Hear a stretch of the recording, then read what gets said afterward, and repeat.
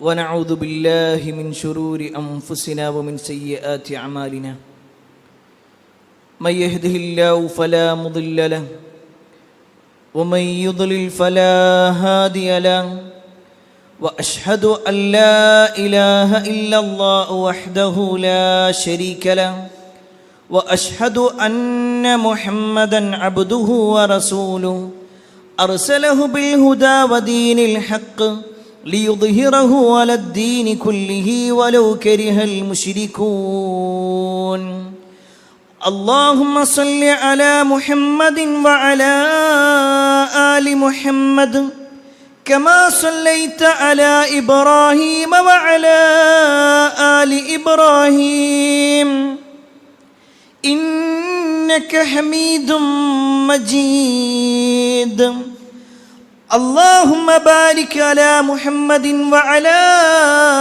آل محمد كما باركت على إبراهيم وعلى آل إبراهيم إنك حميد مجيد يا أيها الذين آمنوا اتقوا الله حق تقاته ولا تموتن إلا وأنتم مسلمون أما بعد فإن خير الحديث كتاب الله وخير الهدي هدي محمد صلى الله عليه وسلم وشر الأمور محدثاتها وكل محدثة بدعة وكل بدعة ضلالة وكل ضلالة في النار أعوذ بالله من الشيطان الرجيم بسم الله الرحمن الرحيم وإذ قال لقمان لابنه وهو يعظه يا بني لا تشرك بالله إن الشرك لظلم عظيم يا أيها الناس أوصيكم وإياي أولا بتقوى الله. ഏറെ സ്നേഹധനരായ സത്യവിശ്വാസികളെ, സഹോദരന്മാരെ, സഹോദരിമാരെ, രക്ഷിതാക്കളെ, അള്ളാഹുവിൻ്റെ വിധിവിലക്കൽ അനുസരിച്ചുകൊണ്ടും പ്രവാചകൻ സല്ലല്ലാഹു അലൈഹി വസല്ലമയുടെ ജീവിതചര്യ പിൻപറ്റിക്കൊണ്ടും ജീവിക്കണമേ എന്ന് ആദ്യമായി എന്നോടും തുടർന്ന് നിങ്ങൾ ഓരോരുത്തരോടും ഉണർത്തുകയാണ്, വസീയത്ത് ചെയ്യുകയാണ്.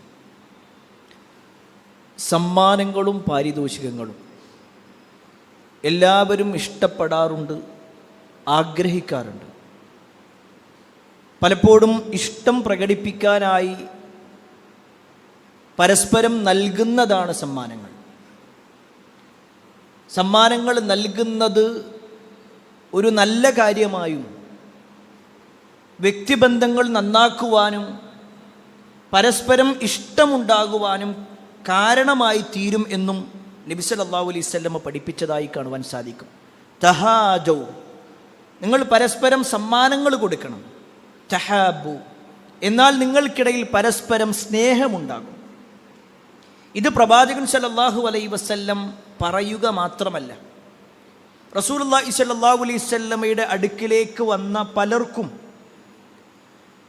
പ്രവാചകനാൽ കഴിയുന്ന രൂപത്തിലുള്ള സമ്മാനങ്ങളൊക്കെ നബി സല്ലല്ലാഹു അലൈഹി വസല്ലമ നൽകാറുണ്ടായിരുന്നു. ഇനി റസൂലുള്ളാഹി സ്വല്ലല്ലാഹു അലൈഹി വസല്ലമക്ക് തിരിച്ചും സ്വഹാബിമാർ പല നിലക്കുമുള്ള സമ്മാനങ്ങളും കൊടുത്തിട്ടുണ്ട്. എന്നാൽ നമ്മൾ പ്രവാചകൻ സല്ലല്ലാഹു അലൈഹി വസല്ലമയുടെ ജീവിതം പരിശോധിക്കുമ്പോൾ നബി സല്ലല്ലാഹു അലൈഹി വസല്ലമക്ക് ലഭിച്ച ഏറ്റവും വലിയ സമ്മാനം ഏതായിരുന്നു? റസൂലുള്ളാഹി സ്വല്ലല്ലാഹു അലൈഹി വസല്ലമക്ക് ഏറ്റവും അമൂല്യമായി ലഭിച്ചിട്ടുള്ള സമ്മാനം ഏത് ദിവസമായിരുന്നു കിട്ടിയത്? അതിനെക്കുറിച്ച് നബി സല്ലല്ലാഹു അലൈഹി വസല്ലമ തന്നെ നമ്മെ അറിയിക്കുന്നുണ്ട്. പ്രവാചകൻ സല്ലല്ലാഹു അലൈഹി വസല്ലമയുടെ മക്ക കാലഘട്ടം, ഏകദേശം ആ മക്ക കാലഘട്ടത്തിൻ്റെ അവസാനത്തോടടുത്ത സമയം, നബി സല്ലല്ലാഹു അലൈഹി വസല്ലമയുടെ ഭാര്യയായിരുന്ന ഖദീജ റളിയല്ലാഹു അൻഹ മരണപ്പെട്ടു. നബി സല്ലല്ലാഹു അലൈഹി വസല്ലമക്ക് താങ്ങും തണലുമായി നിന്നിരുന്ന അബൂ ത്വാലിബും മരണപ്പെട്ടു. പിന്നീട് റസൂലുള്ളാഹി സ്വല്ലല്ലാഹു അലൈഹി വസല്ലമ ഏറെ പ്രയാസപ്പെട്ടുകൊണ്ടിരിക്കുന്ന സമയത്ത് ഒരു ദിവസം രാത്രി റസൂലുള്ളാഹി സ്വല്ലല്ലാഹു അലൈഹി വസല്ലമയുടെ അടുക്കലേക്ക് ജിബ്രീൽ അലൈഹിസ്സലാം വരികയാണ്. ജിബ്രീൽ അലൈഹിസ്സലാമിൻ്റെ കൂടെ വേറെയും ചില മലക്കുകൾ ഉണ്ടായിരുന്നു. ജിബ്രീൽ അലൈഹിസ്സലാം വന്നുകൊണ്ട് നബി സല്ലല്ലാഹു അലൈഹി വസല്ലമയുടെ നെഞ്ച് പിളർന്ന് പ്രവാചകൻ സല്ലല്ലാഹു അലൈഹി വസല്ലമയുടെ ഹൃദയം കഴുകി. അത് കഴിഞ്ഞ് അതിൻ്റെ കാര്യങ്ങളെല്ലാം നിർവഹിച്ചതിന് ശേഷം ജിബ്രീൽ അലൈഹിസ്സലാമിൻ വീണ്ടും പോയി ബുറാഖ് എന്ന് പറയുന്ന ഒരു വാഹനവുമായിട്ട് വരികയാണ്. ഒരു പക്ഷേ ഈ വാചകം പറഞ്ഞപ്പോൾ തന്നെ നമുക്ക് ചരിത്രം മനസ്സിലായിട്ടുണ്ടാകും. പ്രവാചകൻ സല്ലല്ലാഹു അലൈഹി വസല്ലമയെ ഒരു യാത്രക്ക് വേണ്ടിയിട്ടുള്ള തയ്യാറെടുപ്പ് നടത്തുകയാണ്. വിശുദ്ധ ഖുർആൻ 17-ാം അധ്യായം സൂറത്തു ഇസ്രാഇന്റെ തുടക്കത്തിലൂടെ അല്ലാഹു സുബ്ഹാനഹു വ തആല അത് നമ്മെ അറിയിക്കുകയും ചെയ്യുന്നുണ്ട്. സുബ്ഹാനല്ലദീ അസ്റാ ബിഅബ്ദിഹി ലൈലൻ മിനൽ മസ്ജിദിൽ ഹറാം ഇലൽ മസ്ജിദിൽ അഖ്സല്ലദീ ബാറക്നാ ഹൗലഹു ലിനുരിയഹു മിൻ ആയാതിനാ. ഈ ആയത്ത് പഠിപ്പിക്കുന്നത് തന്നെ നബി സല്ലല്ലാഹു അലൈഹി വസല്ലമയുടെ ജീവിതത്തിലെ ഏറ്റവും സുപ്രധാനമായ ഒരു യാത്രയുമായി ബന്ധപ്പെട്ടുകൊണ്ടാണ്. മക്കയിലുള്ള മസ്ജിദുൽ ഹറമിൻ്റെ പരിസരത്ത് നിന്ന് ഫലസ്തീനിലുള്ള മസ്ജിദുൽ അഖ്സായിലേക്ക് നബി സല്ലല്ലാഹു അലൈഹി വസല്ലമയെ അല്ലാഹു കൊണ്ടുപോയി. അതിനാണ് ഇസ്രാ എന്ന് പറയുന്നത്. അത് കഴിഞ്ഞ് പിന്നെ അവിടെ നിന്നും 7 ആകാശങ്ങൾക്കപ്പുറത്തേക്ക് കൊണ്ടുപോയി. ആ ആകാശ ലോകത്ത് വെച്ചിട്ട് അല്ലാഹു നൽകിയ സമ്മാനങ്ങളുണ്ട്. കേവലം ഒരു സമ്മാനമല്ല, നബി സല്ലല്ലാഹു അലൈഹി വസല്ലമ തന്നെ പറഞ്ഞു 3 സമ്മാനങ്ങൾ നബി സല്ലല്ലാഹു അലൈഹി വസല്ലമക്ക് അല്ലാഹു സുബ്ഹാനഹു വ തആല ആകാശ ലോകത്ത് വെച്ച് നൽകുകയുണ്ടായി. അല്ലാഹുവിൻ്റെ അടുക്കലേക്ക് പ്രവാചകനെ ഉയർത്തിയതിനു ശേഷം 7 ആകാശങ്ങൾക്കപ്പുറത്ത് വെച്ചുകൊണ്ട് നബി സല്ലല്ലാഹു അലൈഹി വസല്ലമക്ക് നൽകപ്പെട്ട സമ്മാനങ്ങളെ കുറിച്ച് നബി സല്ലല്ലാഹു അലൈഹി വസല്ലം പറയാണ്, ലമ്മാ ഉസ്രിയ ബി റസൂലില്ലാഹി സല്ലല്ലാഹു അലൈഹി വസല്ലം ഇൻതുഹിയ ബിഹി ഇലാ സിദ്റത്തിൽ മുൻതഹ. നബി സല്ലല്ലാഹു അലൈഹി വസല്ലമ തൻ്റെ യാത്രയെക്കുറിച്ച് പറയുകയാണ്. ആ രാപ്രയാണം ചെയ്ത സമയം മിഅ്റാജ് യാത്രയിൽ പ്രവാചകൻ സല്ലല്ലാഹു അലൈഹി വസല്ലം സിദ്റത്തുൽ മുൻതഹയുടെ ഭാഗത്തേക്കെത്തി. അങ്ങേ അറ്റത്തുള്ള ഇലന്തമരം എന്നാണ് അതിൻ്റെ അർത്ഥം. ആ ഒരു ഭാഗത്തേക്ക് എത്തിയതിന് ശേഷം അല്ലാഹു സുബ്ഹാനഹു വ തആല നബി സല്ലല്ലാഹു അലൈഹി വസല്ലമക്ക് നൽകി വഉഅതിയ റസൂലുള്ളാഹി സല്ലല്ലാഹു അലൈഹി വസല്ലമ 3. നബി സല്ലല്ലാഹു അലൈഹി വസല്ലം പറയാണ്, എനിക്ക് അല്ലാഹു 3 സമ്മാനങ്ങൾ നൽകുകയുണ്ടായി. പ്രിയപ്പെട്ടവരെ, ഏതാണ് ആ 3 സമ്മാനങ്ങൾ? അത് കേവലം നബി സല്ലല്ലാഹു അലൈഹി വസല്ലമക്ക് മാത്രമുള്ള സമ്മാനങ്ങളാണോ? അതല്ല, ആ പ്രവാചകന്റെ ഉമ്മത്ത് എന്ന് അവകാശപ്പെടുന്ന നമുക്ക് കൂടിയുള്ളതാണോ? ഇൻഷാ അല്ലാഹ് ഇന്നത്തെ ഖുത്ബയിലൂടെ ആ ഒരു 3 സമ്മാനങ്ങളെ കുറിച്ച് സൂചിപ്പിക്കാനാണ് ഉദ്ദേശിക്കുന്നത്. അതിൽ ഒന്നാമത്തെ സമ്മാനം നബി സല്ലല്ലാഹു അലൈഹി വസല്ലമ പറഞ്ഞു, ഉഅതിയസ് സ്വലവാത്തിൽ ഖംസ്. എനിക്ക് 5 വഖത്ത് നമസ്കാരം നിർബന്ധമാക്കപ്പെട്ടു. നബി സല്ലല്ലാഹു അലൈഹി വസല്ലമക്ക് തുടക്കത്തിൽ 50 വഖ്തായിരുന്നു. എന്നാൽ പിന്നീട് അത് ചുരുക്കപ്പെട്ട് 5 വഖ്തായി. അത് നിർബന്ധമാക്കപ്പെട്ട ഉടനെ തന്നെ അല്ലാഹു സുബ്ഹാനഹു വ തആല ഒരു പ്രഖ്യാപനവും നടത്തി. 5 വഖ്താണ് നിസ്കാരമുള്ളത്, പക്ഷേ അത് 50ന്റെ മേനിയാണ്. 5 വഖ്ത് നിർവഹിച്ചാലും 50 വഖ്തിന്റെ പ്രതിഫലം അയാൾക്കുണ്ട് എന്ന ഒരു ആശയം കൂടി പഠിപ്പിക്കപ്പെട്ടു. പ്രിയപ്പെട്ടവരെ, നമസ്കാരത്തിനെ സംബന്ധിച്ചിടത്തോളം നമുക്കെല്ലാവർക്കും അറിയാം, നമ്മളെല്ലാം നിർവഹിക്കുന്നവരാണ്, അതിൻ്റെ പ്രാധാന്യം ഉൾക്കൊള്ളുന്നവരാണ്. എങ്കിലും സൂചിപ്പിക്കട്ടെ, ഇന്നത്തെ മുസ്ലിം ഉമ്മത്തിനെ നമ്മൾ പരിശോധിച്ചു നോക്കിക്കഴിഞ്ഞാൽ നിസ്കാരത്തിൻ്റെ വിഷയത്തിൽ പല തട്ടിലാണ് ആളുകളുള്ളത്. തീരെ നമസ്കരിക്കാത്ത ആളുകൾ ഒരു ഭാഗത്തും, ചില ആളുകളാവട്ടെ പെരുന്നാൾ നിസ്കാരവും അതുപോലെ തന്നെ ജുമുഅ നമസ്കാരവും നിർവഹിക്കും, അത് മറ്റൊരു കാറ്റഗറി. ഇനി വേറെ ചില ആളുകളാവട്ടെ ആളുകൾക്കനുസരിച്ചുകൊണ്ട് നിസ്കരിക്കും. കൂടെയുള്ളവൻ നിസ്കരിക്കാൻ പോവല്ലേ എന്ന് ചോദിച്ചാൽ എന്നാ പോവാം. എന്നാൽ ആരും ചോദിക്കാനില്ലേ എങ്കിൽ മൊബൈലിലും നോക്കി അല്ലെങ്കിൽ വീട്ടിലും കിടന്നുറങ്ങി സമയം ചെലവഴിച്ചു കൊണ്ടിരിക്കും. ആരെങ്കിലും കൂടെയുണ്ടെങ്കിൽ മാത്രം കൂടികളായി മാത്രം നമസ്കരിക്കുന്ന ആളുകൾ. വേറെ ചില ആളുകളാവട്ടെ നമസ്കാരത്തിന്റെ കാര്യത്തിൽ 5 വക്ത് നമസ്കരിക്കും, പക്ഷേ അത് വീട്ടിൽ വെച്ചായിരിക്കും എന്ന് മാത്രം. ജമാഅത്തിന് പ്രാധാന്യം കൊടുക്കാത്ത ആളുകൾ. ഇങ്ങനെ നമ്മൾ പരിശോധിച്ച് നോക്കിക്കഴിഞ്ഞാൽ ഒട്ടേറെ കാറ്റഗറിയിൽപ്പെട്ട ആളുകളെ നമുക്ക് കാണുവാൻ സാധിക്കും. ഈ ഉമ്മത്തിൽപ്പെട്ട ആളുകൾ അല്ല, ഞാനും നിങ്ങളുമാകുന്ന ആളുകൾ. നമ്മുടെ ജീവിതം പരിശോധിച്ചോളി. എന്താണ് ശരിക്കും ഇസ്ലാമിൽ നിസ്കാരത്തിന്റെ പ്രാധാന്യം? എന്താ? നബി സല്ലല്ലാഹു അലൈഹി വസല്ലമ 5 സ്തംഭങ്ങളെ എണ്ണി. ഒരാളുടെ ഇസ്ലാം എന്ന് പറഞ്ഞാൽ 5 കാര്യങ്ങളിലാണ്. ബുനിയൽ ഇസ്ലാമു അലാ 5, 5 കാര്യങ്ങളിലാണ് ഇസ്ലാം നിർമ്മിക്കപ്പെട്ടിട്ടുള്ളത്. അതിലേതെങ്കിലും ഒന്ന് ഒരാൾ നഷ്ടപ്പെടുത്തുകയാണെങ്കിൽ പിന്നെ അവൻ ഇസ്ലാമില്ല. അതിൽ ഒന്നാമത്തത് ഷഹാദത്തു അല്ലാ ഇലാഹ ഇല്ലല്ലാഹ് വതശ്ഹദു അന്ന മുഹമ്മദ റസൂലുള്ളാഹ് എന്നാണെങ്കിൽ, രണ്ടാമത്തെ കാര്യം ഇഖാമുസ്സലാ, നമസ്കാരം നിലനിർത്തുക എന്നുള്ളതാണ്. നിസ്കരിക്കുക എന്നല്ല, ഖുർആനിൽ നിങ്ങൾ നിസ്കരിക്കണേ എന്നല്ല, നിസ്കാരം നിലനിർത്തണേ എന്നാണ്. അവിടെ പ്രിയപ്പെട്ടവരെ ഗൗരവമുണ്ട്. ചില ആളുകളുണ്ട്, ഒരു പ്രസംഗം കേൾക്കുമ്പോൾ ആവേശം കൊണ്ട് നിസ്കാരം തുടങ്ങും. 1, 2, 3 ദിവസങ്ങളൊക്കെ മുന്നോട്ട് പോകും. പിന്നെ ഏതെങ്കിലും ഒരു നിസ്കാരം നിന്നാൽ ഇനിയിപ്പോൾ എന്തായാലും ഇനി അടുത്തൊരു തവണ തുടങ്ങാം. അതിൻ്റെ ഒരു കണ്ടിന്യൂഷൻ കിട്ടാത്ത ആളുകൾ, തുടർച്ച കിട്ടാത്ത ആളുകൾ. വേറെ ചില ആളുകളാവട്ടെ പറയുന്നത് തന്നെ നിസ്കാരത്തിന്റെ വിഷയം നമ്മൾ നോക്കിക്കഴിഞ്ഞാൽ, എന്തായാലും ഇത്ര കാലം 10-40 കൊല്ലം നിസ്കാരം ഇല്ലാതെ പോയില്ലേ, ഇനിയിപ്പോൾ ഞാൻ നിസ്കരിച്ചിട്ടും കാര്യമൊന്നുമില്ല, അതുകൊണ്ട് നിസ്കാരം തൽക്കാലം അവിടെ നിൽക്കട്ടെ. വേറെ ചില ആളുകളാവട്ടെ എനിക്കതിന് മാത്രം പ്രായമൊന്നുമായിട്ടില്ല, എനിക്ക് വലിയ പ്രായമൊന്നുമില്ല, എനിക്കിനിയും അവസരങ്ങൾ ഉണ്ടാകും, അതുകൊണ്ട് ഞാൻ കുറച്ച് കഴിഞ്ഞിട്ട് എനിക്ക് നിസ്കാരം തുടങ്ങണം. വേറെ ചില ആളുകളാവട്ടെ വിവാഹം ആലോചിക്കാൻ തുടങ്ങുമ്പോഴാണ് അവൻ നിസ്കാരത്തിന്റെ കാര്യം ശ്രദ്ധിക്കുക. കാരണം അന്വേഷണം വരുന്ന സമയത്ത് സ്വാഭാവികമായിട്ടും ഏതൊരു ആളുടെ വിഷയത്തിലും കുറച്ചൊക്കെ ദീനീബോധമുള്ള ഏതൊരു രക്ഷിതാവും അന്വേഷിക്കും, തൻ്റെ മകളെ ഏൽപ്പിച്ചു കൊടുക്കുന്നവൻ നിസ്കരിക്കുന്നവനാണോ അല്ലേ എന്നുള്ളത്, അല്ലേ? എങ്കിൽ പ്രിയപ്പെട്ടവരെ, ഇങ്ങനെ ജനങ്ങൾക്കനുസരിച്ചു കൊണ്ടാണോ നമ്മൾ നിസ്കരിക്കേണ്ടത്? അവരുടെ തൃപ്തിക്കനുസരിച്ചാണോ നിസ്കരിക്കേണ്ടത്? നമ്മുടെ സമയവും സന്ദർഭം നോക്കിക്കൊണ്ടാണോ നിസ്കരിക്കേണ്ടത്? ഒരിക്കലുമല്ല. മറിച്ച് അതിന് വലിയ പ്രാധാന്യമുണ്ട് എന്നുള്ളത് റസൂലുള്ളാഹി സ്വല്ലല്ലാഹു അലൈഹി വസല്ലമയുടെ വാചകത്തിൽ നമുക്ക് കാണാൻ സാധിക്കും.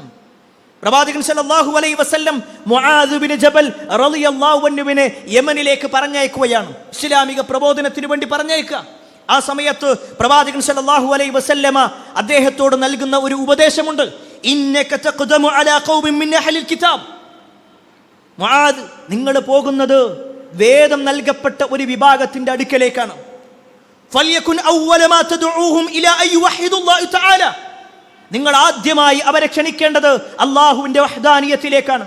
അല്ലാഹു അല്ലാത്ത ഒരു ഇലാഹുമില്ല, അല്ലാഹു മാത്രമാണ് തന്റെ സൃഷ്ടാവ് എന്നും തന്റെ സംരക്ഷകരെന്നും പ്രാർത്ഥനയ്ക്ക് അല്ലാഹുവോട് മാത്രമേ കൈകൾ ഉയർത്താൻ പാടൂ എന്നുള്ള ആ ലാ ഇലാഹ ഇല്ലല്ലാഹ് എന്ന കലിമത്ത് തൗഹീദിലേക്കാണ് നിങ്ങൾ ആദ്യമായി അവരെ ക്ഷണിക്കേണ്ടത്. ഫഇദാ അറഫൂ ദാലിക, അതവര് മനസ്സിലാക്കി കഴിഞ്ഞാൽ ഫഅഖ്ബിറുഹും, അവരെ നിങ്ങൾ ഉത്ബോധിപ്പിക്കണം, അവർക്ക് നിങ്ങൾ ബോധ്യപ്പെടുത്തി കൊടുക്കണം. അന്നല്ലാഹ ഫറള അലൈഹിം, അല്ലാഹു സുബ്ഹാനഹു വതആല അവരുടെ മേൽ ഫറളാക്കിയിട്ടുണ്ട്, നിർബന്ധമാക്കിയിട്ടുണ്ട്. 5 സലവാത്തിൻ ഫീ യൗമിഹിൻ വലൈലതിഹിം, രാവും പകലുമായി കൊണ്ട് 5 വക്ത് നമസ്കാരം നിർബന്ധമാക്കിയിട്ടുണ്ട്. നബി സല്ലല്ലാഹു അലൈഹി വസല്ലം മുആദിനോട് പറഞ്ഞു കൊടുക്കുക, റളിയല്ലാഹു അൻഹുവിനോട്. ആദ്യം ജനങ്ങളോട് പറഞ്ഞു കൊടുക്കേണ്ടത്, നിങ്ങൾ ലാ ഇലാഹ ഇല്ലല്ലാഹ് അംഗീകരിക്കുന്ന, ആ ലാ ഇലാഹ ഇല്ലല്ലാഹ് അംഗീകരിച്ചോ എന്നാൽ ഉടനെ അവന് പറഞ്ഞു കൊടുക്കണം. അവൻ വേഗം സക്കാത്ത് കൊടുക്കണമെന്നല്ല, അവൻ വേഗം ഹജ്ജ് ചെയ്യാൻ തയ്യാറാവണമെന്നല്ല, അവൻ ബാക്കിയുള്ള കാര്യങ്ങളൊന്നും ചെയ്തിട്ടില്ലെങ്കിലും അവൻ ഉടനെ ചെയ്യേണ്ട കാര്യമാണ്, പിന്നെ അടുത്ത വഖ്ത് മുതൽ തുടങ്ങേണ്ട കാര്യമാണ് നിസ്കാരം എന്നുള്ളത്. അത്ര ഗൗരവപ്പെട്ട വിഷയം. പ്രിയപ്പെട്ടവരെ, ഇസ്ലാമിൽ ഇതിൻ്റെ പ്രാധാന്യം നമുക്ക് മനസ്സിലാവണമെന്നുണ്ടെങ്കിൽ ബാക്കി ഏതൊരു കാര്യത്തിലും ചില ഇളവുകളുണ്ട്. ഇപ്പോൾ ഒരാളെ സംബന്ധിച്ചിടത്തോളം അയാൾക്ക് സാമ്പത്തികമായ കഴിവില്ല എങ്കിൽ അയാൾ സക്കാത്ത് കൊടുക്കണ്ട, സമ്പത്ത് ഉണ്ടെങ്കിൽ കൊടുത്താൽ മതി. ഒരാൾക്ക് ശാരീരികമായ അസുഖങ്ങളുണ്ട് എങ്കിൽ അയാൾ നോമ്പെടുക്കേണ്ട, അയാൾക്ക് ഇളവുണ്ട്. ഒരാൾക്ക് യാതൊരു പ്രശ്നവുമില്ല പക്ഷെ അയാൾ യാത്രക്കാരനാണ് എങ്കിൽ അയാൾക്ക് ഇളവുണ്ട്, നിങ്ങൾ നോമ്പെടുക്കേണ്ട, യാത്രയിൽ നിങ്ങൾക്ക് നോമ്പെടുക്കാതിരിക്കല ഉത്തമം. എല്ലാത്തിലും ഇളവുകൾ. നമസ്കാരത്തിന്റെ കാര്യത്തിൽ മാത്രം ആ ഇളവില്ല. നിസ്കാരത്തിന്റെ വിഷയത്തിൽ ഒരു ഇളവുമില്ല. ഒരാൾ രോഗിയാണ് എന്നാൽ അയാൾക്ക് കഴിയുന്ന രൂപത്തിൽ നിസ്കരിക്കണം. അയാൾ യാത്രക്കാരനാണ് എങ്കിൽ അയാൾക്ക് ഇളവുകളുണ്ട്. നിസ്കാരം പൂർണ്ണമായി ഒഴിവാക്കാനുള്ള ഇളവല്ല. 4 റക്അത്തുള്ള നമസ്കാരം 2 റക്അത്തായിട്ട് ചുരുക്കി നമസ്കരിക്കാനുള്ള ഇളവേ ഉള്ളൂ. ശത്രുക്കളുടെ മുന്നിൽ പോലും. നിങ്ങൾക്കറിയോ, ഇസ്ലാമിക ചരിത്രത്തിൽ ശത്രുക്കൾ കാത്തിരുന്നു. നബി സല്ലല്ലാഹു അലൈഹി വസല്ലമയും സഹാബത്തും നിസ്കാരത്തിനു വേണ്ടി നിൽക്കുമ്പോൾ നമുക്ക് യുദ്ധം തുടങ്ങാം. അപ്പോൾ അവർക്കൊന്നും ചെയ്യാൻ കഴിയൂല. അപ്പോഴാണ് ഇസ്ലാമിൽ ചില അനുവാദങ്ങൾ ലഭിക്കുന്നത്. 2 ടീമാക്കിക്കൊണ്ട് ഒരു വിഭാഗം ശത്രുക്കൾക്കെതിരെ നിൽക്കുക, രണ്ടാമത്തെ വിഭാഗം നിസ്കരിക്കുക എന്നുള്ളത്. നമ്മളൊന്ന് ആലോചിച്ച് നോക്കുക, ജിഹാദിന്റെ കാര്യത്തിലാണ് പറയുന്നത്. ജിഹാദ് ചെയ്യുക എന്നുള്ളത് അള്ളാന്റെ തൃപ്തി ആഗ്രഹിച്ചുകൊണ്ട് എന്റെ ശരീരം അള്ളാഹ്ക്ക് കൊടുക്കുക എന്ന് പറഞ്ഞുകൊണ്ട് ഇറങ്ങിയ ആളുകൾ, അവരോട് പോലും പറഞ്ഞത് നിസ്കാരം ഒഴിവാക്കാൻ പറ്റൂല. അപ്പൊ അതിന്റെ ഗൗരവം എത്ര ഉണ്ട്? ഒരു നിലക്കും ഒഴിവാക്കാൻ ഇസ്ലാമിൽ അനുവാദമില്ലാത്ത, ഒരു നിലക്കൂല്ല. എന്നാൽ നമ്മൾ നോക്ക്, നമ്മുടെ കുടുംബ ജീവിതം, നമ്മുടെ വ്യക്തി ജീവിതം, നമ്മുടെ സാമൂഹിക ജീവിതം നോക്ക്. നമ്മുടെ വീട്ടിലൊരു കല്യാണം നടക്കുകയാണോ, അന്ന് സുബഹില്ല. കാരണം തലേ ദിവസം മുഴുവൻ ഓട്ടത്തിലായിരുന്നു, അതുകൊണ്ട് എഴുന്നേൽക്കാൻ നേരം വൈകി. പിന്നെ എല്ലാവരും തിരക്കഥയായി പോയി, അതുകൊണ്ട് സുബഹില്ല. ളുഹറിന്റെ സമയത്ത്, ആ സമയത്ത് പുട്ടിയിട്ടിരിക്കുക പല ആളുകളും. അവർ അവരുടേതായ അലങ്കാരങ്ങളിലൂടെയാ, നിസ്കാരമില്ല. അസറിന്റെ സമയത്ത് അങ്ങോട്ട് ആ വീട്ടിലേക്ക് തിരിച്ചു പോകണം, അതുകൊണ്ട് അന്നുമില്ല. എല്ലാം കഴിഞ്ഞ് മഗ്രിബും ഇശായൊക്കെ കഴിഞ്ഞിട്ടാ പിന്നെ അന്നത്തെ നിസ്കാരം ആലോചിക്കുന്നത് തന്നെ. അല്ലാഹു സുബ്ഹാനഹു തആല നൽകുന്ന വലിയ ഒരു അനുഗ്രഹം, വിവാഹം എന്ന അനുഗ്രഹം. ആ അനുഗ്രഹത്തിന് നന്ദി കാണിക്കുന്നതിന് പകരം നന്ദികേട് കാണിക്കുന്ന മനുഷ്യൻ അല്ലേ? ഞാൻ ആരെയും കുറ്റപ്പെടുത്താനല്ല പ്രിയപ്പെട്ടവരെ, നമ്മൾ ഓരോരുത്തരും ഇങ്ങനെ പരിശോധിച്ചാൽ മതി. അള്ളാഹു അനുഗ്രഹങ്ങൾ തരുമ്പോഴാ നമ്മളിതൊന്നും ഇങ്ങനെ വിട്ടുപോണത്. ഏറ്റവും കൂടുതൽ അള്ളാഹുവിനോട് നന്ദി കാണിക്കാനുള്ള അവസരമാണ് നിസ്കാരം എന്നുള്ളത്. നമുക്ക് സമയമല്ല, ഞാൻ തിരക്കിലാണെന്ന് പറയാം. എന്നാൽ പ്രിയപ്പെട്ടവരെ, എത്ര ഇതിന് സമയം വേണ്ടി വരിക? സുബഹ് നിസ്കരിക്കാൻ എത്ര സമയം? 5 മിനിറ്റ് മതി. 5 മിനിറ്റ് മതി. ഇനി ജമാഅത്തായിട്ട് നിസ്കരിക്കുകയാണോ, കുറച്ച് നീട്ടി വലിച്ചു മതിയാൽ തന്നെ 10 മിനിറ്റ്. ളുഹറിനും അസറിനും മഗ്രിബിനും ഇശായിനും ഒക്കെ കൂട്ടിയാൽ ഏകദേശം ഒരു 40 മിനിറ്റേ എല്ലാം കൂടി വേണ്ടി വരുള്ളൂ. മാക്സിമം വരുന്നത് 40 മിനിറ്റ്. വേണ്ട 1 മണിക്കൂർ കൂട്ടിക്കോ. 24 മണിക്കൂറിൽ ഒരൊറ്റ മണിക്കൂറാണ് നമുക്ക് ആത്മാർത്ഥമായിട്ട് ആരാധനാകർമ്മം ചെയ്യാനുള്ള ഒരു അവസരം കിട്ടുന്നത്. സക്കാത്ത് കൊല്ലത്തിലാണ് കൊടുക്കണ്ടേ, നോമ്പ് കൊല്ലത്തിലുള്ളത്, ഹജ്ജ് ആയുസ്സിൽ ഒരിക്കലും മതി. എന്നാൽ നിസ്കാരം എല്ലാ ദിവസവും ഉണ്ട്. അതിന് 5 വക്ത് സമയവും നിർണയിച്ചിട്ടുണ്ട്. നമ്മൾ നമുക്ക് തോന്നിയ സമയത്തല്ല നിസ്കരിക്കേണ്ടത്. ചില ആളുകളുണ്ട് സുബഹിന്റെ സമയത്ത് കിടന്നുറങ്ങും, എന്നിട്ട് ളുഹറിന്റെ കൂടെ സുബഹി നിസ്കരിക്കുക. ഏത് ദീനിലുള്ളത്? ഏത് പ്രവാചകനാ പഠിപ്പിച്ചു തന്നത്? അങ്ങനത്തെ ഒരു നിസ്കാരമല്ല, അങ്ങനെ ഒരു നിസ്കാരം പഠിപ്പിച്ചിട്ടില്ല. എന്നാൽ ഒരാൾ ഉറക്കത്തിൽ പെട്ടുപോയി, മനുഷ്യ സഹജമായി അയാൾ ഉറങ്ങിപ്പോയി എങ്കിൽ എപ്പോഴാണോ ഉറക്കമുണർന്നത് അപ്പം നിസ്കരിക്കണം. സ്ഥിരമായി അങ്ങനെ ഉറങ്ങുന്നവരെ കുറിച്ചല്ല പറയണത്, മനുഷ്യ സഹജമായി കൊണ്ട്. അതല്ലാതെ സുബഹി നമസ്കാരം ളുഹറിലേക്ക് മാറ്റിവെക്കുക, ളുഹറും അസറും മഗ്രിബും എല്ലാം കൂടി ഇശായിലേക്ക് മാറ്റിവെക്കുക, അങ്ങനത്തെ ഒരു സംസ്കാരം. അങ്ങനെ നബി സല്ലല്ലാഹു അലൈഹി വസല്ലമ 1 വഖ്ത് അത് 17 റക്അത്ത് എന്നല്ല പഠിപ്പിച്ചിരിക്കുന്നത്, 5 വഖ്ത് അതിൽ 17 റക്അത്ത് അതാ പഠിപ്പിക്കപ്പെട്ടിട്ടുള്ളത്. പ്രിയപ്പെട്ടവരെ, നമ്മൾ പരിശോധിക്കണം. നമ്മളൊരു മുസ്ലിമാണെന്ന് അവകാശപ്പെടുന്നതിൻ്റെ ഏറ്റവും ഒന്നാമത്തെ ഐഡന്റിറ്റിയാണ് നിസ്കാരം എന്നുള്ളത്. അത് റസൂലുള്ളാഹി സ്വല്ലല്ലാഹു അലൈഹി വസല്ലമ തന്നെ പറഞ്ഞു. നിസ്കരിക്കാൻ കഴിയുന്ന ആളുകൾ നിസ്കരിക്കാതിരിക്കുകയാണെങ്കിൽ അത് വലിയ കുറ്റകരമായ കാര്യമാണ്, വലിയ കുറ്റകരം. ഇനി ഒരാൾ രോഗിയാണോ, അയാൾക്ക് ഇരുന്ന് നിസ്കരിക്കാം. ഒരിക്കൽ റസൂലുള്ളാഹി സ്വല്ലല്ലാഹു അലൈഹി വസല്ലം ഇമ്രാൻ ഇബ്നു ഹുസൈൻ റളിയല്ലാഹുവിന്റെ അടുക്കലേക്ക് ചെന്നു. ഒരു സ്വഹാബിയാണ്. അദ്ദേഹത്തിനാകട്ടെ, അദ്ദേഹം പറയാണ്, ഫകാനത് ബി ബവാസീർ, അദ്ദേഹത്തിന് മൂലക്കുരുവിന്റെ അസുഖം ഉണ്ടായിരുന്നു. അപ്പോൾ അദ്ദേഹം ചോദിച്ചു, പ്രവാചകൻ സല്ലല്ലാഹു അലൈഹി വസല്ലമയോട് ചോദിച്ചു, അനി സ്വലാ, നമസ്കാരവുമായി ബന്ധപ്പെട്ടുകൊണ്ട്, നബിയെ എനിക്ക് ഇരിക്കാൻ ബുദ്ധിമുട്ടുണ്ട്, ഞാൻ എന്താ ചെയ്യാം? ആ സമയത്ത് റസൂലുള്ളാഹി സ്വല്ലല്ലാഹു അലൈഹി വസല്ലം പറഞ്ഞു, സ്വല്ലി ഖായിമ, നിന്ന് നമസ്കരിക്കണം. ഇനി ഫഇല്ലം തസ്തതി ഫഖായിദ, നിനക്ക് നിന്ന് നിസ്കരിക്കാൻ കഴിയൂലേ, എന്നാൽ നീ ഇരുന്ന് നിസ്കരിക്കണം. ഫഇല്ലം തസ്തതി, ഇരിക്കാൻ നിനക്ക് കഴിയൂലേ, ഫഅലാ ജംബിൻ, നീ ഒരു ഭാഗത്തേക്ക് ചെരിഞ്ഞ് നിസ്കരിക്കുക, ചെരിഞ്ഞ് കിടക്കുക. ചെരിഞ്ഞ് കിടന്നിട്ട് അങ്ങനെയാണോ നിനക്ക് നിസ്കരിക്കാൻ പറ്റണത്, എന്ന് അങ്ങനെ ചെയ്താൽ മതി. അവിടെ ഇസ്ലാമിൽ ഇളവില്ല. നിസ്കാരത്തിൻ്റെ കാര്യത്തിൽ ഒരാൾക്കും ഇളവില്ല. ഇളവുണ്ടെങ്കിൽ അവന് കാഫിറായിരിക്കും. കാഫിറിനെ സംബന്ധിച്ചിടത്തോളം നിസ്കാരമില്ല. അതേപോലെ തന്നെ ബുദ്ധിയില്ലാത്ത ആളുകൾക്ക് നിസ്കാരത്തിൽ ഇളവുണ്ട്, കുട്ടികൾക്ക് നിസ്കാരത്തിൽ ഇളവുണ്ട്. അതല്ലാത്ത ഒരാൾക്കും ഇല്ല. വകതിരിവുണ്ട്, ബുദ്ധിയുണ്ട്, മുസ്ലിമാണ്, പ്രായപൂർത്തിയെത്തിയിട്ടുണ്ട് എങ്കിൽ അവൻ നിസ്കാരം എന്നുള്ളത് നിർബന്ധമാണ്, അവന് ബോധമുണ്ടെങ്കിൽ. ഞാൻ ഇത്രയും വൈകാരികമായിട്ട് ഇത് പറയാനുള്ള കാരണം, നിസാരവൽക്കരിച്ചു കൊണ്ടിരിക്കുന്ന ആളുകളുടെ എണ്ണം കൂടിക്കൊണ്ടിരിക്കുന്നുണ്ട് ഈ വിഷയത്തിൽ. ഒരു പക്ഷേ അതൊന്നും വലിയ പ്രശ്നമല്ല എന്ന ഒരു തോന്നൽ ആർക്കെങ്കിലും ഉണ്ടെങ്കിൽ നബി സല്ലല്ലാഹു അലൈഹി വസല്ലമയുടെ ഹദീസ് കേട്ടോ, ഇന്ന ബൈന റജുലി വബൈന ശിർകി വൽ കുഫർ തർക്കു സലാ. ഒരു മുസ്ലിമിന്റെയും കാഫിറിന്റെയും ഇടയിലുള്ള വ്യത്യാസം, ഒരു മുസ്ലിമിന്റെയും മുശ്രിക്കിന്റെയും ഇടയിലുള്ള വ്യത്യാസം തർക്കു സലാ, നമസ്കാരം ഉപേക്ഷിക്കലാണ്. നിസ്കാരം ഉപേക്ഷിക്കുന്നവനാണോ ഓന് പിന്നെ ദീനിൽ സ്ഥാനമില്ല. ഈ ഒരു ഹദീസിനെ വെച്ചുകൊണ്ട് പണ്ഡിതന്മാർ പറയുന്നുണ്ട്, ഒരു വഖത്ത് മനഃപൂർവ്വം നിർവഹിച്ചാൽ പോലും ഒരു പക്ഷേ അവൻ കാഫിറായി മാറും, മനഃപൂർവ്വം ചെയ്താൽ. അപ്പൊ സ്ഥിരമായി ഇങ്ങനെ ഒഴിവാക്കുന്ന ആളുകളുടെ അവസ്ഥ എന്താ? അവന്റെ പേര് മുഹമ്മദ് ആയിരിക്കാം, അബ്ദുള്ളയായിരിക്കാം, ആയിഷയായിരിക്കാം, ഖദീജയായിരിക്കാം, പക്ഷേ റസൂലുള്ളാഹി സ്വല്ലല്ലാഹു അലൈഹി വസല്ലം പറയാണ് അവൻ കാഫിറാണ്. അതുകൊണ്ട് പ്രിയപ്പെട്ടവരെ, നമ്മൾ ഗൗരവത്തിലെടുക്കണം. നമുക്ക് ജോലിയുണ്ട്, ശരിയാണ്. നമുക്ക് കുടുംബമുണ്ട്, ശരിയാണ്. നമുക്ക് യാത്രയുണ്ട്, ശരിയാണ്. നമുക്ക് ഇന്നാലിന്ന പ്രശ്നങ്ങളുണ്ട്, ശരിയാണ്. പക്ഷേ ആ പ്രശ്നങ്ങൾക്കപ്പുറത്താണ് ദീന് എന്നുള്ളത്. ആ അവസ്ഥകൾക്കപ്പുറത്താണ് അള്ളാഹിനോടുള്ള ഇഷ്ടം എന്നുള്ളത്. അതുകൊണ്ട് എന്ത് തിരക്കിലാണെങ്കിലും ശരി, നിസ്കാരം ഒഴിവാക്കിയിട്ടുള്ള ഒന്നുമില്ല. നിസ്കാരത്തിനാണ് പ്രാധാന്യം, നമസ്കാരത്തിനാണ് പ്രാധാന്യം. അത് ഒഴിവാക്കാൻ പാടില്ല. കാരണം ഞാൻ നേരത്തെ സൂചിപ്പിച്ചു, നബി സല്ലല്ലാഹു അലൈഹി വസല്ലമക്ക് ആകാശലോകത്ത് നിന്ന് കിട്ടിയ ഒരു ആരാധനാ കർമ്മമാണത്. സക്കാത്ത് ഭൂമിയിൽ നിന്നാണ് കിട്ടിയിട്ടുള്ളത്, ഹജ്ജ് ഭൂമിയിലാണ് പറഞ്ഞത്, നോമ്പ് ഭൂമിയിൽ നിന്നാണ് നിർബന്ധമാക്കപ്പെട്ടത്. എന്നാൽ ആകാശലോകത്ത് നിന്ന് നിർബന്ധമാക്കപ്പെട്ട നബി സല്ലല്ലാഹു അലൈഹി വസല്ലമക്കുള്ള ഒന്നാമത്തെ സമ്മാനം 5 വക്ത് നമസ്കാരമാണ്. രണ്ടാമത്തെ കാര്യം, നബി സല്ലല്ലാഹു അലൈഹി വസല്ലമക്ക് ആകാശലോകത്ത് വെച്ചുകൊണ്ട് അള്ളാഹു നൽകിയ രണ്ടാമത്തെ സമ്മാനം സൂറത്തുൽ ബഖറയുടെ അവസാനത്തെ ഭാഗം അള്ളാഹു എനിക്ക് നൽകുകയുണ്ടായി. ഒരു പക്ഷേ നമുക്കെല്ലാവർക്കും സുപരിചിതമായ 2 ആയത്തുകളുണ്ട് സൂറത്തുൽ ബഖറയിൽ.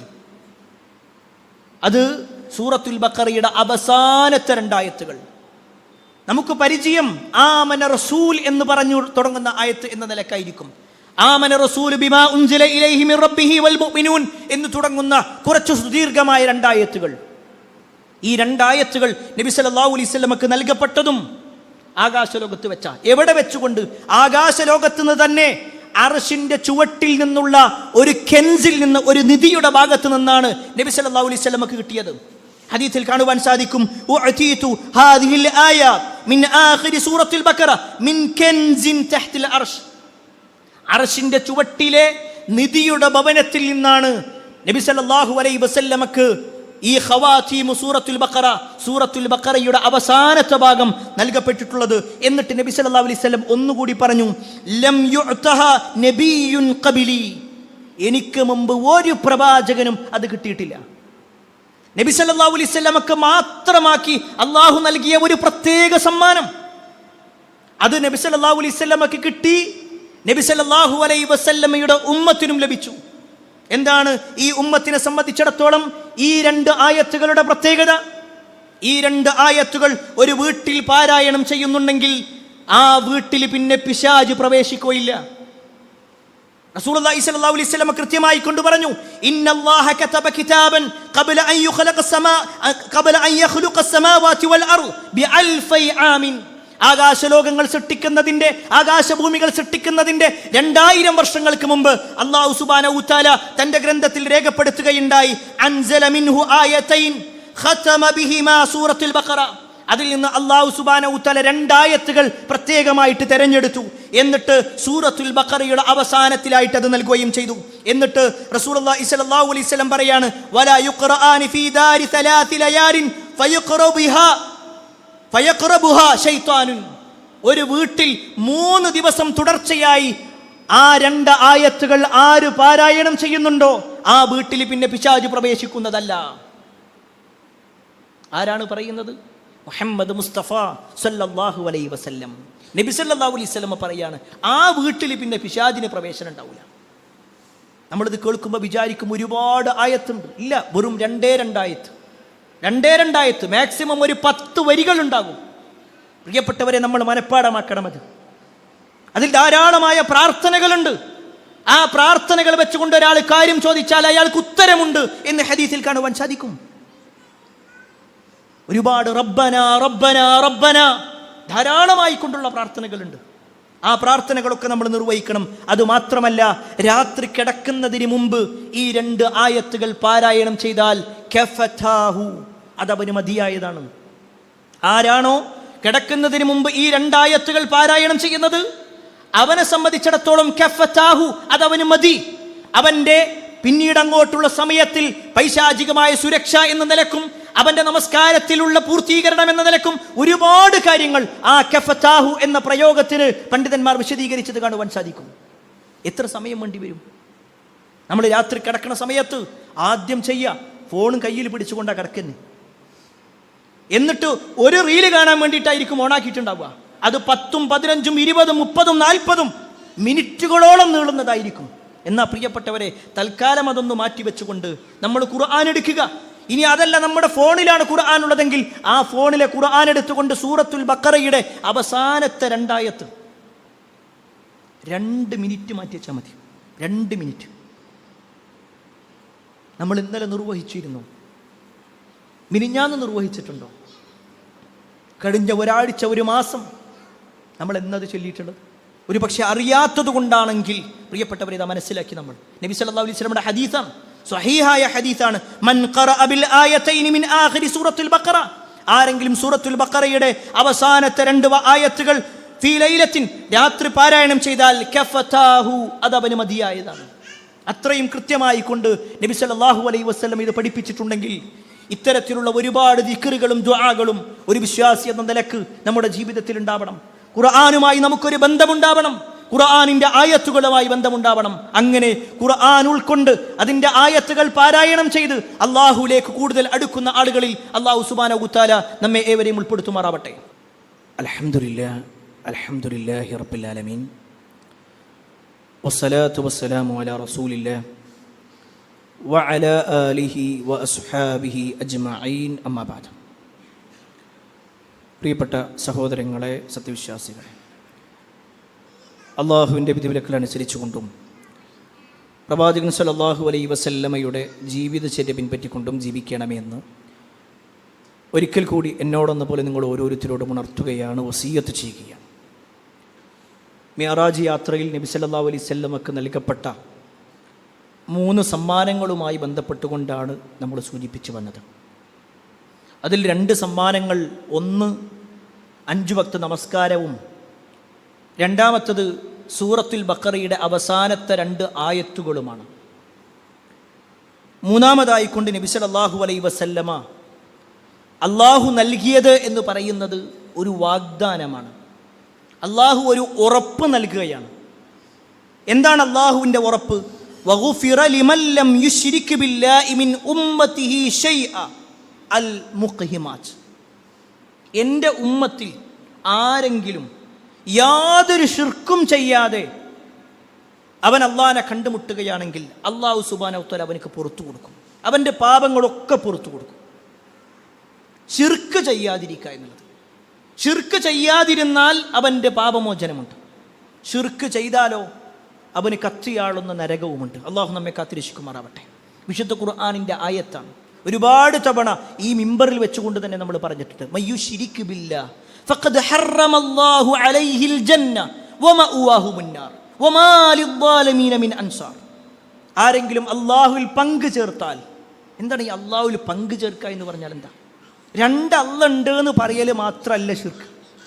2 അല്ലാഹ് ഉണ്ട് എന്ന് പറയൽ മാത്രമല്ല, അള്ളാഹുവിൻ്റെ ഏതെങ്കിലും ഒരു കാര്യം, അള്ളാഹുവിൻ്റെ പേരോ അള്ളാഹുവിൻ്റെ ദാത്തിലോ അള്ളാഹുവിൻ്റെ സിഫാത്തിലോ അള്ളാഹുവിൻ്റെ അഫ്ആലിലോ അള്ളാഹുവിൻ്റെ പ്രവർത്തനങ്ങളിലോ എന്തിലെങ്കിലും വേറെ ഒരാൾക്ക് എന്തെങ്കിലും ഉണ്ട് എന്നൊരാൾ വിശ്വസിച്ചാൽ അതാണ് ശിർക്ക് എന്ന് പറഞ്ഞാൽ. 2 അല്ലാഹ് ഉണ്ട് എന്ന് പറയൽ മാത്രമല്ല, അള്ളാഹിൻ്റെ ഇന്ന കഴിവ് ഇന്ന ആൾക്കുണ്ട്. അപ്പം അള്ളാഹുവിൻ്റെ കഴിവിൽപ്പെട്ടതാണ് അള്ളാഹു എല്ലാം അറിയുന്നവരാണ്. അൽ അലീം എന്നുള്ളത് അള്ളാഹുവാണ്. വേറെ ഏതെങ്കിലും ഒരാളെ ചൂണ്ടിക്കൊണ്ട് നമ്മൾ പറയാണ് അയാൾക്കും എല്ലാം അറിയും എന്നാണെങ്കിൽ അതിനാണ് ശിർക്ക് എന്ന് പറയാം. അള്ളാഹു സുബ്ഹാനഹു വ തആല പ്രാർത്ഥനയ്ക്ക് ഉത്തരം നൽകുന്നവരാണ് എന്നത് അള്ളാഹിൻ്റെ പ്രത്യേകതയാണ്. അത് വേറെ ആർക്കെങ്കിലും ഇന്ന ആൾക്കും പ്രാർത്ഥനയ്ക്ക് ഉത്തരം ചെയ്യാൻ കഴിയും എന്ന വിശ്വാസം, അതാണ് ശിർക്ക്. അതിനാണ് ശിർക്ക് എന്ന് പറയും. അതുകൊണ്ട് ഒരു വിശ്വാസിയെ സംബന്ധിച്ചിടത്തോളം ഇത് പൂർണ്ണമായി കൊണ്ട് ഇത്തരത്തിലുള്ള കാര്യങ്ങളിൽ വിട്ടുനിൽക്കുക വേണം. ശിർക്കിൻ്റെ കാര്യത്തിൽ എന്ത് എന്തു വന്നാലും ശരി. ഈ വിഷയം സൂചിപ്പിക്കുമ്പോൾ ഇന്ന് നമ്മുടെ സമൂഹത്തിൽ പലപ്പോഴും ശിർക്കിലേക്ക് ഈ സമൂഹത്തെ കൊണ്ടുപോകാൻ ആളുകൾ നോക്കിക്കൊണ്ടേയിരിക്കുന്നുണ്ട്. ചിലപ്പോഴെങ്കിലും ദുർബലതയുള്ള ഈമാനുള്ള ആളുകൾ അവരതിൽ പെട്ടുപോകാറുണ്ട്.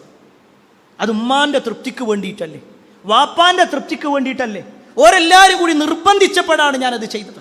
എല്ലാവരും കൂടി വല്ലാതെ കുടുംബക്കാരെല്ലാവരും ഒറ്റക്കെട്ടായി പറഞ്ഞപ്പോൾ ഞാനത് അനുസരിച്ചു എന്നൊക്കെയാണ് പ്രിയപ്പെട്ടവരെ നമുക്ക് പറയാനുള്ളതെങ്കിൽ നമ്മൾ പരിശോധിക്കേണ്ടത് നമ്മുടെ മുൻഗാമികളുടെ ജീവിതമാണ്. ദീനിൻ്റെ കാര്യത്തിൽ പിന്നെ ഒരു ഇളവും അവർക്കുണ്ടാവില്ല. നിങ്ങൾക്കറിയുമോ മഹാനായ ഖാലിദ് ബിൻ സഈദ് റളിയല്ലാഹു അൻഹുവിനെ? ഖാലിദ് ബിൻ വലീദല്ല, ഖാലിദ് ബിൻ സഈദ്. ഒരു കാലത്ത് ഇസ്ലാമിനെതിരായിരുന്നു ഖാലിദ്. ഒരു ദിവസം ഖാലിദ് ഒരു സ്വപ്നം കാണും. ആ സ്വപ്നം ഖാലിദ് ഒരു വലിയ ഒരു കിടങ്ങിലേക്ക്, ഒരു തീക്കനലിലേക്ക് ഇങ്ങനെ ഖാലിദ് വീഴാൻ വേണ്ടി പോകുന്നു. അതിൻ്റെ ആ മലയുടെ ഭാഗത്തായിക്കൊണ്ട് നിൽക്കുകയാണ്. ആ മലയുടെ താഴ്ഭാഗത്താകട്ടെ കത്തിജ്വലിക്കുന്ന തീയുണ്ട്. ഖാലിദ് ഇങ്ങനെ ആ തീയിൻ്റെ ഭാഗത്ത് ഇങ്ങനെ നിൽക്കുന്നു. ഒരു സ്വപ്നമാണ്. ഖാലിദ് അതിലേക്ക് ഇങ്ങനെ നോക്കിക്കൊണ്ടിരിക്കുമ്പോൾ പെട്ടെന്ന് പിന്നിലൂടെ ഒരാൾ വന്നിട്ട് ഖാലിദിനെ അതിലേക്ക് തള്ളിയിടുക. ഖാലിദ് പെട്ടെന്ന് തിരിഞ്ഞു നോക്കുമ്പോൾ ഖാലിദിൻ്റെ സ്വന്തം വാപ്പയായ സഈദാണ്. ഖാലിദ് അതിലേക്ക് വഴുതി വീഴുന്ന സമയത്ത് പെട്ടെന്നൊരു കൈ വന്നിട്ട് ഖാലിദിനെ പിടിച്ച് അതിൽ നിന്നും രക്ഷപ്പെടുത്തുന്നു. ഖാലിദ് ഒന്നുകൂടി ആ കൈയിൻ്റെ ഉടമസ്ഥനിലേക്ക് നോക്കി. അത് മുഹമ്മദ് മുസ്തഫ സല്ലല്ലാഹു അലൈഹി വസല്ലമയായിരുന്നു. ഇത് ഖാലിദ് കണ്ട ഒരു സ്വപ്നമാണ്, ഒരു സ്വപ്നം. ഈ സ്വപ്നം കണ്ടിട്ട് ഖാലിദ് നേരെ ചെല്ലുകയാണ്. ഇത് ആരോടെങ്കിലും ഒന്ന് ചോദിക്കണമെന്ന് വിചാരിക്കാം. ആ പോകുന്ന വഴിയിൽ തന്നെ അബൂബക്കർ സിദ്ദീഖ് റളിയല്ലാഹു അൻഹുവിനെ കണ്ടു. അബൂബക്കർ റളിയല്ലാഹുവിനെ കണ്ട ഉടനെ ഖാലിദ് അബൂബക്കറിനോടനെ ചോദിക്കാൻ തീരുമാനിച്ചു. അബൂബക്കറിനോട് ഉണ്ടായ കാര്യങ്ങൾ പറഞ്ഞു കൊടുത്തു. ആ സമയത്ത് അബൂബക്കർ റളിയല്ലാഹു അൻഹു പുഞ്ചിരിച്ചുകൊണ്ട് പറഞ്ഞു, ഖാലിദ്, ഇതെന്താണ് വിശദീകരിക്കാനുള്ളത്? നീ നിന്റെ വാപ്പ പറഞ്ഞതനുസരിച്ച് കൊണ്ട് ജീവിക്കുകയാണെങ്കിൽ കത്തിയാളുന്ന നരകത്തിലേക്കാണ് നിന്റെ വാപ്പ നിന്നെ കൊണ്ടുപോകണേ. അതല്ല മുഹമ്മദ് നബി സല്ലല്ലാഹു അലൈഹി വസല്ലമയിൽ വിശ്വസിച്ചോ എന്നാൽ നിനക്ക് നരകത്തിൽ നിന്ന് മോചനമുണ്ട്. ഖാലിദിനത് ബോധ്യപ്പെട്ടു. ചരിത്രത്തിൽ കാണുവാൻ സാധിക്കും, ഖാലിദ് ഇബ്നു സഈദ് റസൂലുള്ളാഹി സ്വല്ലല്ലാഹു അലൈഹി വസല്ലമയുടെ അടുക്കൽ വന്ന് മുസ്ലിമായി ഏതാനും നിമിഷങ്ങളായിട്ടുള്ളൂ. അദ്ദേഹം കുറച്ചു നേരം നബിൻ്റെ കൂടെ അങ്ങനെ നിന്നു. അപ്പോഴേക്ക് ആരൊക്കെയോ ഇത് മനസ്സിലാക്കി. ഖാലിദിൻ്റെ വീട്ടിൽ ചെന്ന് കാര്യങ്ങൾ പറഞ്ഞു. നിങ്ങളുടെ മകൻ മുസ്ലിമായിട്ടുണ്ട്, അവൻ പുത്തൻവാദം സ്വീകരിച്ചിട്ടുണ്ട്, അവൻ നമ്മുടെ പാരമ്പര്യം ഒഴിവാക്കിയിട്ടുണ്ട്, നമ്മുടെ കാക്കകാരണവന്മാരെ കളവാക്കിയിട്ടുണ്ട്.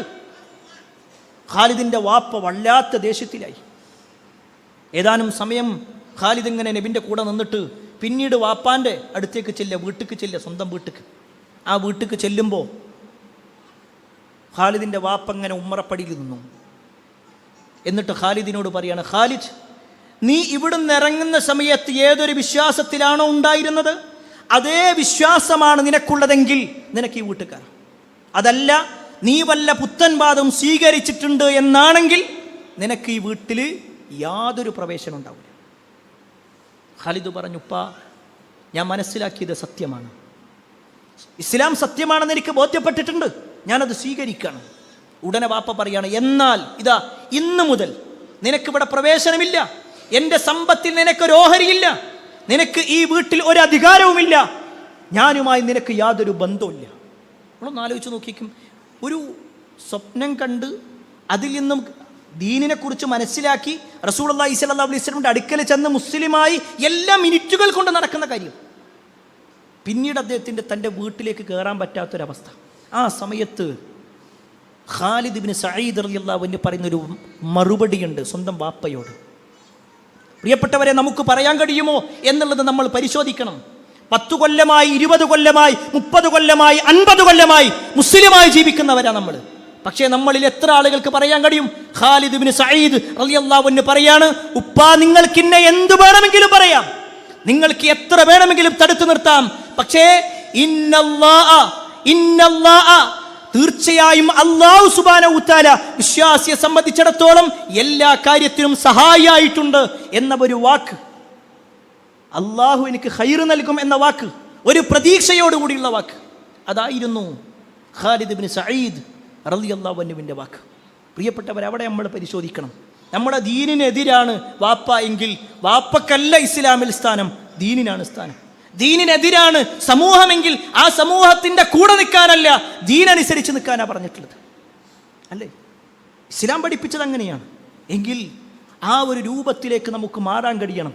എന്ത് പ്രയാസമുണ്ടെങ്കിലും ശരി, എന്തെല്ലാം ബുദ്ധിമുട്ടുകൾ ഉണ്ടെങ്കിലും ശരി, എത്രത്തോളം എന്നാൽ നബി സല്ലല്ലാഹു അലൈഹി വസല്ലമ പറയാണ്, അല്ലാ തുശ്രിക് ബില്ലാഹി ശൈഅ. റസൂലുള്ളാഹി സ്വല്ലല്ലാഹു അലൈഹി വസല്ലം അബൂ ദർദാ റളിയല്ലാഹു അൻഹു നൽകുന്ന വസിയത്തിൽ കാണുവാൻ സാധിക്കും, അല്ലാ തുശ്രിക് ബില്ലാഹി ശൈഅ, അല്ലാഹുൽ യാതൊന്നിനെയും നീ പങ്കു ചേർക്കരുത്. വ ഇൻ ഖുത്തിഅത വ ഹുർരിഖത, നിന്നെ കഷ്ണം കഷ്ണമാക്കിക്കൊണ്ട് നിന്നെ അറുത്തു മാറ്റുകയാണെങ്കിലും ശരി, വ ഹുർരിഖത, നിന്നെ കത്തിച്ച് ചാമ്പലാക്കുകയാണെങ്കിലും ശരി, നീ അല്ലാഹുവിൽ പങ്കു ചേർക്കരുത്. എത്ര ഗൗരവമുണ്ട് ആ വാക്ക്. മരണം മുന്നിൽ കണ്ടാലും ശരി, ഒരിക്കലും അല്ലാഹുവിൽ പങ്കു ചേർക്കാൻ പറ്റൂല. അത്ര ഗൗരവപ്പെട്ട വിഷയമാണ് ദുനിയാവിൻ്റെ ചില കാര്യങ്ങൾക്ക് വേണ്ടി നമ്മൾ മാറ്റിവെക്കുന്നത്. അല്ലേ? ദുനിയാവിൻ്റെ കാര്യം കിട്ടുമ്പോൾ അവിടെ നമ്മൾ ശിർക്ക് പ്രശ്നമല്ലേ, നമുക്ക് അവിടെ തൗഹീദ് പ്രശ്നമല്ല, അവിടെ ബിദ്അത്ത് പ്രശ്നമല്ല. കാരണം എന്താ? ദുനിയാവുമായിട്ടാണ് നമ്മൾ നോക്കുന്നത്. എന്നാൽ പ്രിയപ്പെട്ടവരെ, അബൂ ദർദാ റളിയല്ലാഹു അൻഹു കൊടുക്കുന്ന ഈ ഉപദേശം നബി സല്ലല്ലാഹു അലൈഹി വസല്ലമയുടേതാണെങ്കിൽ നബി സല്ലല്ലാഹു അലൈഹി വസല്ലം അത്രത്തോളം ഗൗരവം കൊടുത്തിട്ടുണ്ട് അതിന്. അത് കേവലം നബി സല്ലല്ലാഹു അലൈഹി വസല്ലമ മാത്രമല്ല, നബി സല്ലല്ലാഹു അലൈഹി വസല്ലമക്ക് മുമ്പ് വന്ന പ്രവാചകന്മാരുടെ ചരിത്രം നോക്ക്. മഹാനായ സക്കരിയ നബി അലൈഹിസ്സലാം തൻ്റെ മകനായ യഹ്യ നബി അലൈഹിസ്സലാമിനെ വിളിച്ചുകൊണ്ട് ചില ഉപദേശങ്ങൾ കൊടുക്കുന്നുണ്ട്. ആ ഉപദേശത്തിൽ കാണുവാൻ സാധിക്കും, ഇന്നല്ലാഹ അമറനി ബിഖംസി കലിമാത്ത്, അല്ലാഹു സുബ്ഹാനഹു വ തആല എന്നോട് 5 കാര്യങ്ങൾ കൽപ്പിച്ചിട്ടുണ്ട്. എന്നോട് കൽപ്പിച്ച 5 കാര്യങ്ങൾ ഞാൻ നിന്നോട് കൽപ്പിക്കുകയാണ്, നീ അത് ജനങ്ങൾക്കും പറഞ്ഞു കൊടുക്കണം എന്ന് പറഞ്ഞുകൊണ്ട് അദ്ദേഹം ഒന്നാമതായി കൊണ്ട് പറഞ്ഞ കാര്യം എന്താണെന്നറിയോ? അവ്വലുഹുന്ന അൻ തഅബുദുല്ലാഹ്, അതിൽ ഒന്നാമത്തെ കാര്യം നീ അല്ലാഹനെ മാത്രം ആരാധിക്കണം. വലാ തുശ്രികൂ ബിഹി ശൈആ, അവനിൽ ഒരാളെയും നീ പങ്കു ചേർക്കരുത്, അവനിൽ ഒരാളെയും നീ പങ്കു ചേർക്കരുത്. എന്നിട്ട് സക്കരിയ നബി അലൈഹിസ്സലാം പറയാണ്, വ ഇന്ന മസല മൻ അശ്റക ബില്ലാഹ്, ആരെങ്കിലും അല്ലാഹുവിൽ ശിർക്ക് വെക്കുന്നുണ്ടെങ്കിൽ, അല്ലാഹു അല്ലാത്തവരെ വിളിച്ച് പ്രാർത്ഥിക്കുന്നുണ്ടെങ്കിൽ, അല്ലാഹു അല്ലാത്തവരോട് സഹായം തേടുന്നുണ്ടെങ്കിൽ, അല്ലാഹു അല്ലാത്തവരോട് വല്ല ബന്ധവും ശിർക്കൻ ബന്ധങ്ങളും കാത്തു സൂക്ഷിക്കുന്നുണ്ടെങ്കിൽ, കമസലി റജുലിൻ, ഒരു മനുഷ്യനെ പോലെയാണ്, ഇസ്തറാ അബ്ദൻ മിൻ ഖാലിസിൻ മിൻ മാലിഹി ബിദഹബിൻ ഔ വരിഖിൻ, ഒരു മനുഷ്യൻ തൻ്റെ സമ്പത്തിൽ നിന്ന് വലിയ ഒരു ഭാഗം സ്വർണം എടുത്തുകൊണ്ട് അല്ലെങ്കിൽ വെള്ളി എടുത്തുകൊണ്ട് ഒരാളെ വിലക്ക് വാങ്ങി, ഒരു അടിമയെ വിലക്ക് വാങ്ങി. എന്നിട്ടോ ഫഖാല, എന്നിട്ട് ആ ഒരു അടിമയോട് പറയാണ്, ഹാദിഹി ദാരി, ഇതെന്റെ വീടാണ്, വഹാദാ അമലി, ഇത് എൻ്റെ അമലാണ് എന്നൊക്കെ പറഞ്ഞു. ഫഅമൽ, എന്നിട്ട് നീ ഇന്നാലിന്ന കാര്യങ്ങളൊക്കെ ചെയ്യ് എന്ന് അയാൾക്ക് പറഞ്ഞു കൊടുക്കുകയും ചെയ്തു. സ്വർണവും വെള്ളിയൊക്കെ കൊടുത്തിട്ട് ഒരു അടിമയെ വാങ്ങുക, എന്നിട്ട് ആ അടിമനെ കൊണ്ടുവന്നിട്ട് ഈ യജമാനൻ പറയാണ്, ഇതിൻ്റെ വീടാണ്, ഇതെൻ്റെ അമലാണ്, ഇന്ന കാര്യങ്ങളൊക്കെയാണ് നീ ചെയ്യേണ്ടതെന്ന് പറഞ്ഞു കൊടുത്തു. അങ്ങനെ ഏൽപ്പിച്ചു കൊടുത്ത ആ അടിമ അവൻ പ്രവർത്തിക്കാണ് ആർക്ക് വേണ്ടി? മറ്റൊരു യജമാനന് വേണ്ടിയിട്ട്. അങ്ങനെ ഒരു അടിമയെക്കുറിച്ച് എന്താ നിങ്ങളുടെ അഭിപ്രായം? ഇതാണ് സക്കരിയ നബി അലൈഹിസ്സലാം യഹ്യ നബി അലൈഹിസ്സലാമിനോട് പറഞ്ഞു കൊടുക്കുന്നത്, ജനങ്ങളോട് പറയാൻ വേണ്ടി പറയണത്. ഇതാണ് റസൂലുള്ളാഹി സ്വല്ലല്ലാഹു അലൈഹി വസല്ലമ നമുക്ക് പറഞ്ഞിരുന്നത്. പ്രിയപ്പെട്ടവരെ, എത്ര കൃത്യമാണ് ആ വാക്കുകൾ. ഈ ലോകം പടച്ചതാരാ? അല്ലാഹു സുബ്ഹാനഹു വ തആല. നമ്മളെ സൃഷ്ടിച്ചതാരാ? അല്ലാഹു സുബ്ഹാനഹു വ തആല. നമുക്ക് ജീവൻ നൽകിയതാരാ? അല്ലാഹു സുബ്ഹാനഹു വ തആല. ആരോട് വിളിക്കാനാ അല്ലാഹ് പറഞ്ഞത്? അല്ലാഹനെ വിളിക്കാനാ പറഞ്ഞത്. എന്നിട്ട് ജീവിതത്തിൽ എന്തെങ്കിലും പ്രയാസം വരുമ്പോഴേക്ക് അല്ലാഹു അല്ലാത്തവരുടെ പേര് നമ്മുടെ നാവിൽ വരുന്നുവെങ്കിൽ നമ്മൾ തന്നെയല്ലേ മുശ്രിക്ക്? അല്ലാഹു അല്ലാത്തവരുടെ പേര് വിളിക്കുക, അത് ബദരീങ്ങളെ എന്നാവാം, മുഹിദ്ദീൻ ഷെയ്ഖ് എന്നാവാം, ഏതെങ്കിലും ഒരു തങ്ങളുടെ പേരായിരിക്കാം, വലിയന്റെ പേരായിരിക്കാം. അവരൊക്കെ മോശമാണെന്നല്ല ആ പറഞ്ഞതിൻ്റെ അർത്ഥം. അവരൊക്കെ അള്ളാന്റെ അടുപ്പക്കാർ തന്നെയായിരിക്കാം. പക്ഷേ അല്ലാഹ് പറഞ്ഞത് എന്താ? ഉദ്ഉനി, നിങ്ങൾ എന്നെ വിളിച്ചോ, അസ്തജിബ് ലക്കും, ഞാൻ നിങ്ങൾക്ക് ഉത്തരം തരാം. നിങ്ങൾ വിശുദ്ധ ഖുർആൻ പരിശോധിക്കും, അല്ലാഹ് കൃത്യമായിട്ട് പറയാണ്. എന്നാൽ പലപ്പോഴും പുരോഹിതന്മാർ ഈ വാചകങ്ങൾ ജനങ്ങളെ പഠിപ്പിക്കൂല. അവരുടെ കാര്യങ്ങൾ നിർവഹിക്കപ്പെടണമെങ്കിൽ പലപ്പോഴും ജനങ്ങൾ ശിർക്കിലേക്ക് പോകണം, ശിർക്കൻ വിശ്വാസങ്ങൾ കൊണ്ട് നടക്കണം. അപ്പോഴാണ് അവരുടെ വരുമാനങ്ങൾ നടക്കുന്നതെങ്കിൽ നിങ്ങൾ ഖുർആൻ പരിശോധിക്കുക. ഖുർആനിന്റെ ഒന്നാമത്തെ സൂറത്തുൽ ഫാത്തിഹ മുതൽ അവസാനത്തെ സൂറത്തുൻ നാസ് വരെ പരിശോധിക്കുക. അതിൽ അല്ലാഹുമ്മ റബ്ബനാ റബ്ബി എന്നിങ്ങനെ അല്ലാഹുവിനോടുള്ള പ്രാർത്ഥനയല്ലാതെ വേറെ ഒന്നും നമുക്ക് കാണാൻ കഴിയില്ല. ഇതാണ് പ്രിയപ്പെട്ടവരെ മുസ്ലിങ്ങൾക്കിടയിലുള്ള വലിയ ഒരു തർക്കവും. ഒരു വിഭാഗം പറയണു അല്ലാഹനെ മാത്രമേ വിളിച്ചു പ്രാർത്ഥിക്കാൻ പാടുള്ളൂ, വേറൊരു വിഭാഗം അല്ലെങ്കിൽ വേറെ കുറേ വിഭാഗങ്ങൾ പറയുന്നു അള്ളാനെയും വിളിക്കുക, മറ്റുള്ളവരെയും വിളിക്കുക, നമ്മളൊക്കെ പല കാര്യങ്ങൾക്കും മുന്നേ ഇന്ന ആൾക്കാരൊക്കെ സഹായങ്ങൾ വേണം. അത് പ്രിയപ്പെട്ടവരെ ദീനല്ല. അല്ല. ലുഖ്മാൻ അലൈഹിസ്സലാം തൻ്റെ മകനോട് പറയുന്ന ഒരു വാചകം കൂടി ഓർമ്മപ്പെടുത്തട്ടെ. വഇദ് ഖാല ലുഖ്മാനു ലിഇബ്നി, ലുഖ്മാൻ തൻ്റെ മകനെ വിളിച്ചുകൊണ്ട് പറയാണ്, വഹുവ യഅദുഹു, ഒരു ഉപദേശമായി കൊണ്ട് നൽകുകയാണ്, യാ ബുനയ്യ ലാ തുശ്രിക് ബില്ലാ, എൻ്റെ പൊന്നു മോനെ നീ അള്ളാഹുവിൽ പങ്കു ചേർക്കരുത് കേട്ടോ. തൻ്റെ കുട്ടിനെ വിളിച്ചിട്ടാണ് പറഞ്ഞു കൊടുക്കണത്. ഒരു കുട്ടിനോട് പോലും പറയണമെന്നാണ് പറഞ്ഞേ. നബി സല്ലല്ലാഹു അലൈഹി വസല്ലമ കുട്ടിയായിരിക്കുന്ന ഇബ്നു അബ്ബാസ് റളിയല്ലാഹു അൻഹുവിനോട് പറഞ്ഞു കൊടുത്തിട്ടുണ്ട് ഇതേപോലുള്ള ഉപദേശങ്ങൾ. നിനക്ക് എന്ത് പ്രശ്നമുണ്ടോ നീ അള്ളാഹിനോട് പറഞ്ഞു, അള്ളാഹ് നിന്നെ സഹായിക്കും. പ്രിയപ്പെട്ടവരെ, ഇതല്ലേ, ഇതിലെന്തിനാ തർക്കിക്കേണ്ട ആവശ്യം എന്താ? ഇതിനെന്തിനാ ഒരു തർക്കത്തിൻ്റെ ആവശ്യം? ഇത് സ്വീകരിക്കുന്നു. നമ്മൾ നിസ്കരിക്കുമ്പോൾ നമ്മൾ വിളിക്കണത് എന്താ? ആരെയാ വിളിക്കണത്? അള്ളാഹിനെ വിളിക്കണത്. നിസ്കാരം കഴിഞ്ഞാൽ നമ്മൾ പ്രാർത്ഥിക്കുന്നത് ആരോടാ? അള്ളാഹിനോടാണ്. എങ്കിൽ വീടാൻ പോകുന്ന സമയത്ത് വിളിക്കേണ്ടത് ആരെയാണ്? അള്ളാഹിനെയാണ്. അതേ പറയുന്നുള്ളൂ. അത് ഒരു മുസ്ലിം സ്വീകരിക്കണം. അത് ഇസ്ലാം പഠിപ്പിച്ച സിദ്ധാന്തമാണ്. അതല്ലാത്ത ആളുകൾ, അള്ളാഹു അല്ലാത്തവരിലേക്ക് കൈകൾ നീട്ടുന്നുവെങ്കിൽ അവൻ്റെ പരലോകം നഷ്ടകരമായിരിക്കും, അവൻ്റെ ഇഹലോകം നഷ്ടകരമായിരിക്കും. എല്ലാ അർത്ഥത്തിലും നാശത്തിലും നഷ്ടത്തിലും അയാൾ പെട്ടുപോകും. അള്ളാഹു സുബ്ഹാനഹു വ തആല അത്തരത്തിലുള്ള ആളുകളിൽ നിന്നും നമ്മെ കാത്തിരക്ഷിക്കുമാറാവട്ടെ. കൃത്യമായി ദീൻ അനുസരിച്ചുകൊണ്ട് ജീവിക്കുന്ന ആളുകളിൽ അള്ളാഹു നമ്മെ എവരെയും ഉൾപ്പെടുത്തുമാറാവട്ടെ. ഒരുപാട് ആളുകൾ പ്രാർത്ഥന കൊണ്ട് വസിയത്ത് നൽകിയിട്ടുണ്ട്. എല്ലാവരുടെയും പ്രാർത്ഥന അള്ളാഹു സ്വീകരിക്കുമാറാവട്ടെ.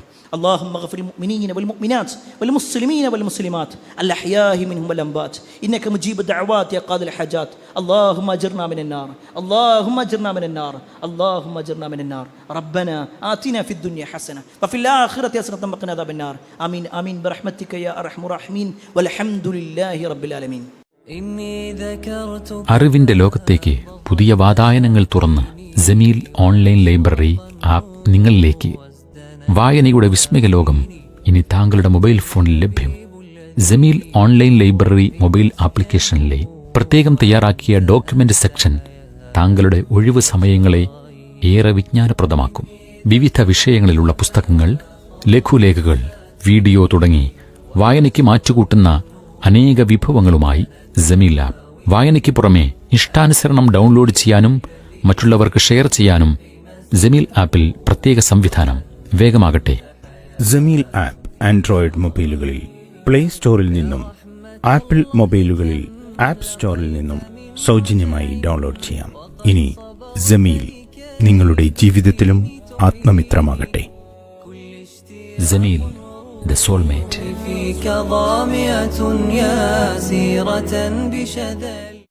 Peace Radio, tune to reality.